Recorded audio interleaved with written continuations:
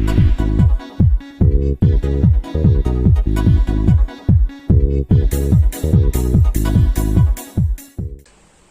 गुलशन कुमार और आज आप लोगों को मैं पढ़ाने जा रहा हूँ क्लास 12th का physics chapter number 3 electric current अर्थात विद्युत धारा।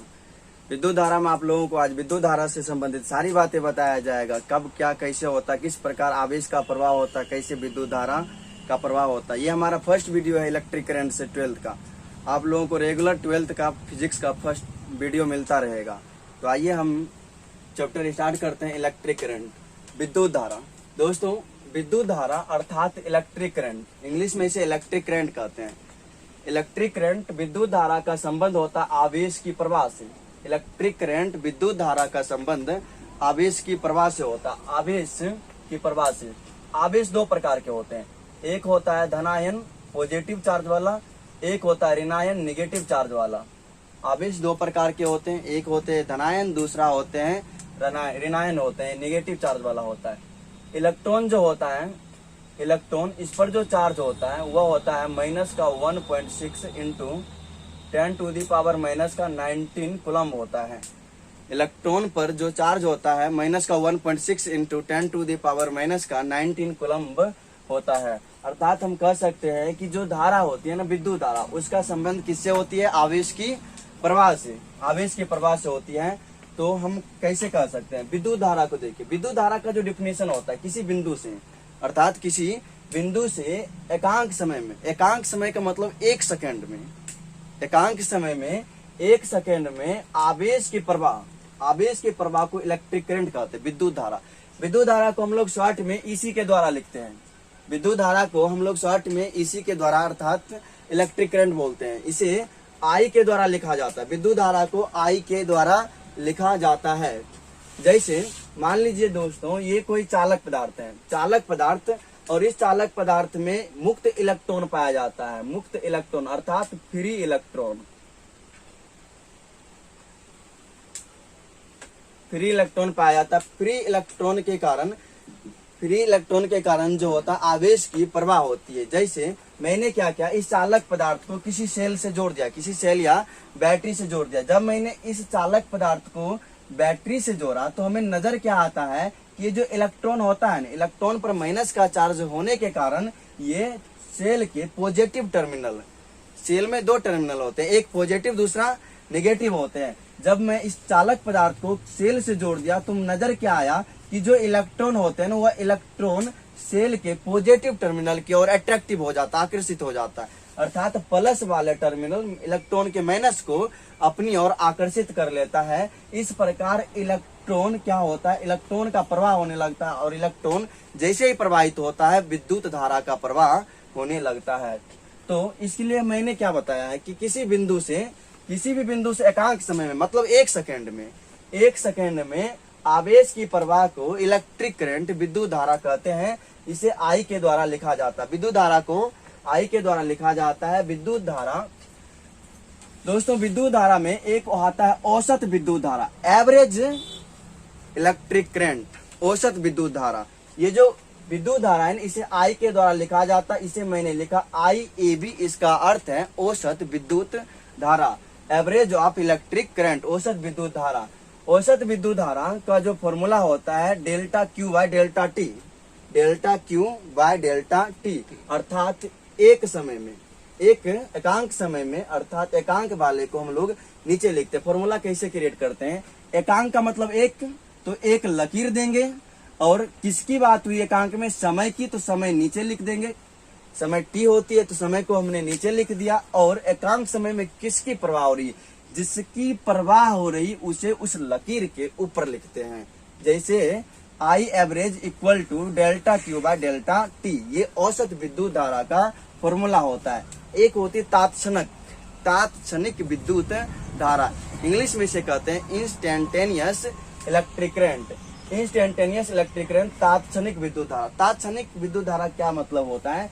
जैसे कोई काम हो रहा है, कोई काम किसी क्षण कितना हो गया, कोई काम किसी क्षण, तत्काल कितना होता है, इसका अर्थ होता है तात्क्षणिक। तात्क्षणिक अर्थ होता है किसी भी क्षण किसी काम को होना। जैसे मान लिया मान लिया कि इससे विद्युत धारा का प्रवाह हो रहा था टी समय में जो प्रवाह हो रहा था, लेकिन मैंने माना किसी क्षण जैसे आंख का पलक झपकते एक क्षण होता है, पलक झपकते कितने आवेश की प्रवाह होगी, इसे बोलते हैं इंस्टेंटेनियस इलेक्ट्रिक करंट, तात्क्षणिक विद्युत धारा।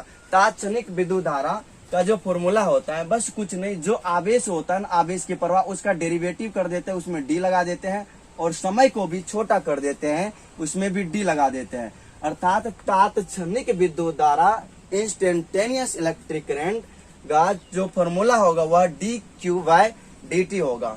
अब यहाँ से हम बताने जा रहे हैं कि जो विद्युत धारा होता है, विद्युत धारा का जनरली फॉर्मूला जो हम लोग लेते हैं I = Q/T लेते हैं, I = Q/T। इसे हम ऐसे भी बोल सकते हैं, क्या आवेश तथा समय के अनुपात, आवेश तथा समय के अनुपात को विद्युत धारा कहते हैं। अनुपात का मतलब रेशियो। दोस्तों ये जो आवेश है ना, आवेश का बीमा होता है, आवेश का जो मात्रक होता है वह होता है कूलम्ब, आवेश का मात्रक कूलम्ब, और जो टाइम है ना, टाइम का मात्रक, समय का मात्रक सेकेंड होता है, कूलम्ब पर सेकेंड, ये मात्रक हो जाएगा विद्युत धारा का।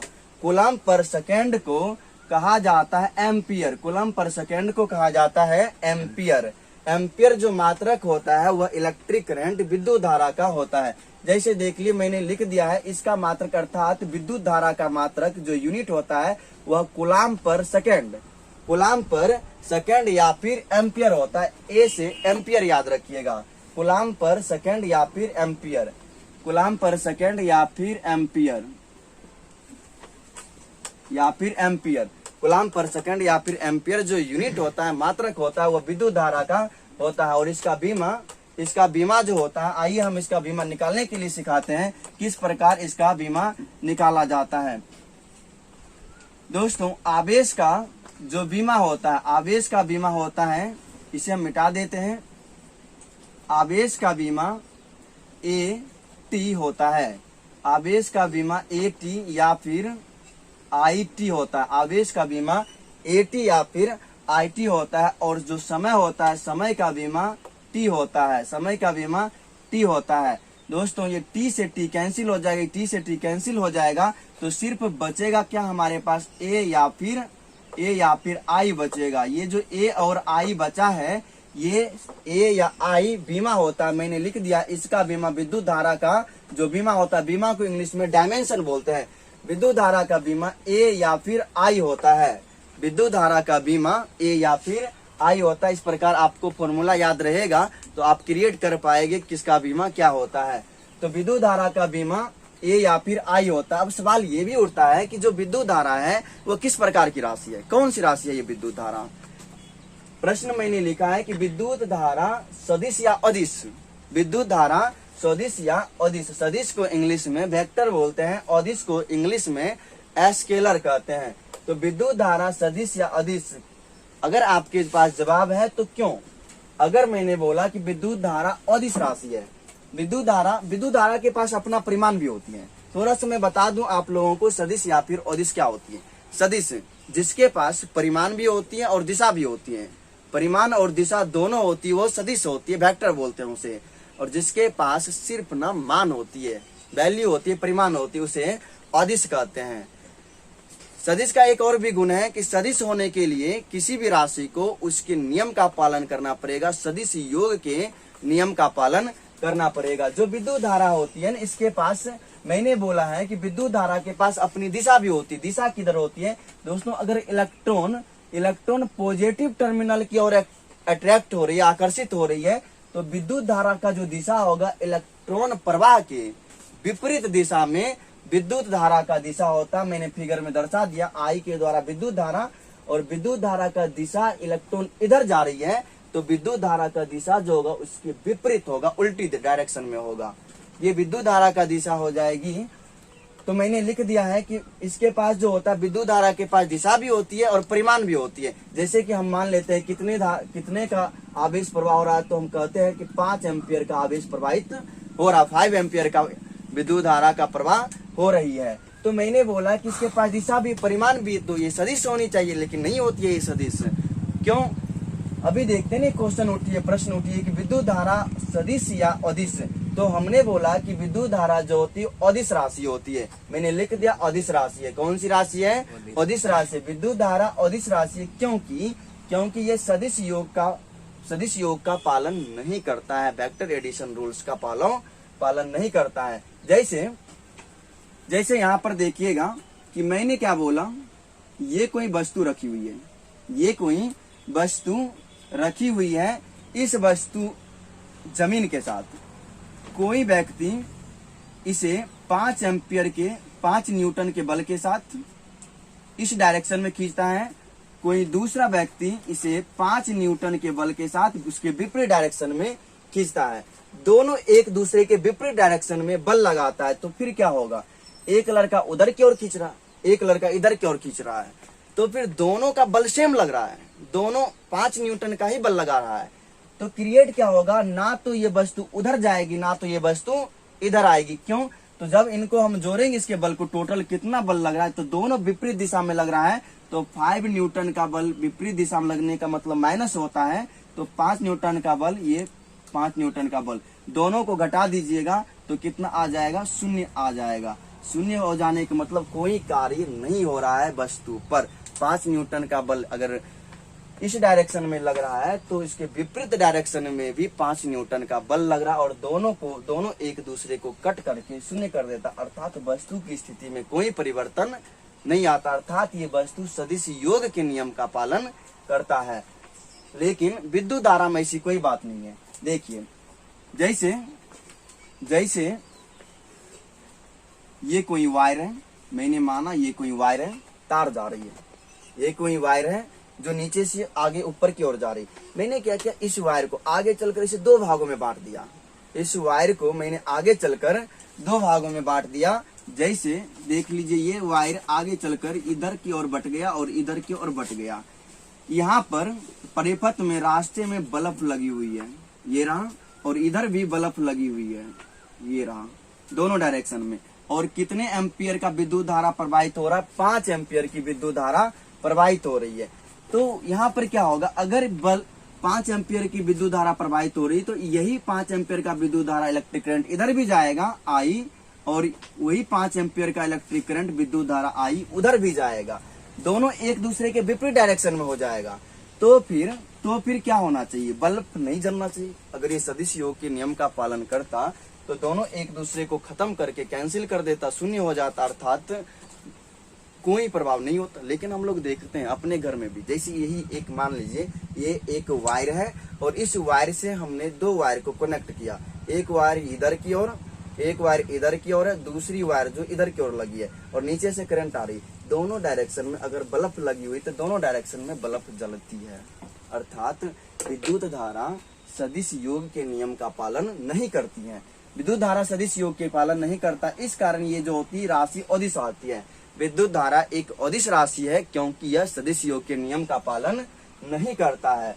दोस्तों, अभी मैंने बल का चर्चा किया था। बल में जैसे 5 न्यूटन का बल इस डायरेक्शन में लग रहा था, उस दूसरे डायरेक्शन में भी 5 न्यूटन का बल लग रहा था। तो बल क्या हो रहा था, एक दूसरे को कट करके 0 कर देता है। तो इस मतलब ये सदिश के नियम का भी पालन करता है, सदिश योग के नियम का पालन करता, अर्थात हम कह सकते हैं कि बल एक राशि है बट सदिश राशि है। बल एक राशि है, सदिश राशि, क्योंकि यह सदिश योग के नियम का पालन करता है। बल एक राशि है क्योंकि यह सदिश योग के नियम का पालन करता है। बल एक राशि है क्योंकि यह सदिश योग के नियम का पालन करता है। अब आइए हम लोग देखते हैं कि ये जो विद्युत धारा होती है ना, इसका दिशा किधर होती है। ऐसे तो मैंने बता दिया कि विद्युत धारा का जो दिशा होती है वह विद्युत धारा का दिशा पॉजिटिव टर्मिनल से चलकर चालक पदार्थ को होते हुए निगेटिव टर्मिनल की ओर होती है। मैंने लिखा इस बात को कि विद्युत धारा का दिशा पॉजिटिव टर्मिनल से निगेटिव टर्मिनल की ओर होती है। देखिए, विद्युत धारा का दिशा ये पॉजिटिव लिपो पढ़ते हैं हम लोग, पॉजिटिव टर्मिनल से निगेटिव टर्मिनल की ओर होता है। अर्थात इसे हम ऐसे भी बोलते हैं, जैसे देख लीजिए यहाँ पर इलेक्ट्रॉन जा रही है ना इधर की ओर, इलेक्ट्रॉन इधर की ओर जा रही, तो विद्युत धारा इधर की ओर बढ़ रही है। तो इसे हम बोलते हैं कि विद्युत धारा का जो दिशा होता है ना, इलेक्ट्रॉन प्रवाह के विपरीत। इलेक्ट्रॉन उधर जा रही तो विद्युत धारा इधर आ रही है, इलेक्ट्रॉन उधर जा रही तो विद्युत धारा इधर आ रही है। अर्थात हम बोलते हैं कि विद्युत धारा का दिशा इलेक्ट्रॉन प्रवाह के विपरीत दिशा में होता है। ये इतनी बातें थी विद्युत धारा से संबंधित। विद्युत धारा से संबंधित मैंने बातें बतला दिया। अब विद्युत धारा में क्या होता है, विद्युत धारा को मापने के लिए एक युक्ति आती है, मशीन आती है, उस युक्ति का इस्तेमाल किया जाता है। उस युक्ति को मैंने यहाँ पर परिपथ में लगाया है, ये देखिए, इसको परिपथ में लगी हुई, इसका नाम है एमीटर। इसका नाम है एमीटर। एमीटर विद्युत धारा को मापने के लिए जिस युक्ति का इस्तेमाल किया जाता है, उस यंत्र का युक्ति का नाम होता है एमीटर। जैसे हमने लिख दिया यहाँ पर, देखिए एमीटर क्या है। ये मीटर जो होता है, अर्थात एमीटर धारा को मापने की युक्ति है, अर्थात धारा मापने वाली एक युक्ति है। एमीटर को हमेशा हमेशा श्रेणी क्रम में जोड़ा जाता है। श्रेणी क्रम का मतलब जो होता है, सीरीज क्रम में जोड़ा जाता है। कभी भी हम इसे समांतर क्रम में नहीं जोड़ सकते हैं, श्रेणी में एक के बाद। जैसे अगर एक को यहाँ जोड़े हैं तो दूसरे को यहाँ जोड़ेंगे, तीसरे को यहाँ जोड़ेंगे। तो एमीटर को हर हमेशा श्रेणी क्रम में जोड़ा जाता है। इस बात को मैंने लिख दिया है, इसे हमेशा श्रेणी क्रम में जोड़ा जाता है। एमीटर को हमेशा श्रेणी क्रम में जोड़ा जाता है। एमीटर दो तरह के होते हैं। कितने तरह के? दो तरह के। एमीटर दो तरह के होते हैं, एक होता है आइडियल, दूसरा होता है अनआइडियल। अब हम आप लोगों को बता देते हैं आइडियल क्या होता है, आइडियल एमीटर, अनआइडियल एमीटर क्या होता है। आइडियल एमीटर और अनआइडियल एमीटर क्या होता है? आदर्श अर्थात आदर्श एवं अनादर्श एमीटर। देखिए कई तरह के आदर्श की चर्चा होती है। जैसे आदर्श का मतलब आदर्श छात्र होते हैं, आदर्श छात्र, आदर्श छात्राएं, शिक्षक भी आदर्श होते हैं, आदर्श छात्र एवं आदर्श छात्राएं। लेकिन अब कोई नहीं होता, आदर्श कोई होता ही नहीं। ना तो कोई आदर्श है, ना कोई शिक्षक आदर्श है, और ना ही कोई स्टूडेंट आदर्श है। आइडियल कोई नहीं होता। दिशा निर्देश में अब बहुत ही कम स्टूडेंट भी चलते हैं, बहुत कम टीचर भी चलते हैं, तो आदर्श की बात नहीं होती। अब बहुत कम आदर्श होती है। आदर्श उसे कहते हैं जो, जैसे कि मान लिया अगर आदर्श छात्र की बात कर लेना, तो आदर्श छात्र क्या होगा? जो हर परिस्थिति में अपने शिक्षक का बात मानेगा, अपने शिक्षक के अनुसार काम करेगा, उसे वैसे छात्र को आदर्श छात्र बोलते हैं, आइडियल स्टूडेंट। और एक आइडियल टीचर जो होता है, आदर्श शिक्षक जो होता है, वह होता है जो हर हमेशा अपने स्टूडेंट के लिए वर्क करे, अपने स्टूडेंट के प्रति स्नेह रखे, वैसे टीचर को आइडियल टीचर बोलते हैं। आदर्श हो गया। तो हम यहाँ पर देख रहे थे एमीटर, उसमें कौन सा? Ideal ammeter. आइडियल एमीटर एवं अनआइडियल, आदर्श एवं अनादर्श। आदर्श एमीटर जो होती है, आदर्श एमीटर, इसका जो प्रतिरोध होता है, सबसे पहली बार जो एमीटर होता है ना, एमीटर का प्रतिरोध नगण्य माना जाता है, नहीं के बराबर माना जाता है। लेकिन उसमें जो आइडियल एमीटर होता है, आइडियल एमीटर का प्रतिरोध शून्य आता है। ये क्वेश्चन पूछा गया है 12th के बोर्ड एग्जाम में। जो आदर्श एमीटर होता है उसका प्रतिरोध कितना होता है, ध्यान रखिएगा, ये वेरी वेरी इंपॉर्टेंट है कि आदर्श एमीटर, आइडियल एमीटर का प्रतिरोध कितना होता है? शून्य होता है। मैंने लिख दिया, आदर्श एमीटर का प्रतिरोध शून्य होता है। और दूसरा अनआइडियल एमीटर, अनादर्श एमीटर, इसका जो प्रतिरोध होता है, अनआइडियल एमीटर का प्रतिरोध निम्न होता है, बहुत ही कम होता है। तो आइडियल की तो बात नहीं, बहुत ही कम आइडियल होते हैं, ज्यादा से ज्यादा क्या होते हैं? अनआइडियल होते हैं। तो अनआइडियल, अनादर्श एमीटर का प्रतिरोध निम्न होता है। अभी आपको ये बात समझ में नहीं आई होगी कि प्रतिरोध क्या होता है। प्रतिरोध को हम लोग रेसिस्टेंस कहते हैं इंग्लिश में, कि ये जो प्रतिरोध सर बोल रहे हैं, तो प्रतिरोध होता क्या? आपने तो कभी बताया नहीं, तो हम बता देते हैं। फिलहाल इतना ही आप समझिए प्रतिरोध क्या होता है। आगे हम जब डिटेल करेंगे प्रतिरोध के बारे में, जब ओम्स लॉ पढ़ाएंगे तो उसमें बताएंगे क्या होती है प्रतिरोध। तो प्रतिरोध जो होता है ना, किसी भी वस्तु का एक गुण होता है, किसी भी वस्तु का, किसी भी पदार्थ का हुआ गुण जो दूसरों का विरोध करता है, उसे प्रतिरोध कहते हैं। ये प्रॉपर्टीज होती है। फिलहाल इतना ही समझिए। तो प्रतिरोध क्या होता है? आइडियल एमीटर का प्रतिरोध शून्य होता है और अनआइडियल का प्रतिरोध जो होता है वह निम्न होता है। और यहाँ पर एमीटर को हर हमेशा श्रेणी क्रम में जोड़ा जाता है। तो इस प्रकार आइए इन चीजों को तत्काल समझा जाए। एक बार फिर से रिपीट कर देते हैं। विद्युत धारा क्या होती है? विद्युत धारा का संबंध आवेश की प्रवाह से होती है। आवेश दो तरह के होते हैं, एक होता है धन आवेश, एक होता है ऋण आवेश। पॉजिटिव चार्ज और निगेटिव चार्ज आता है।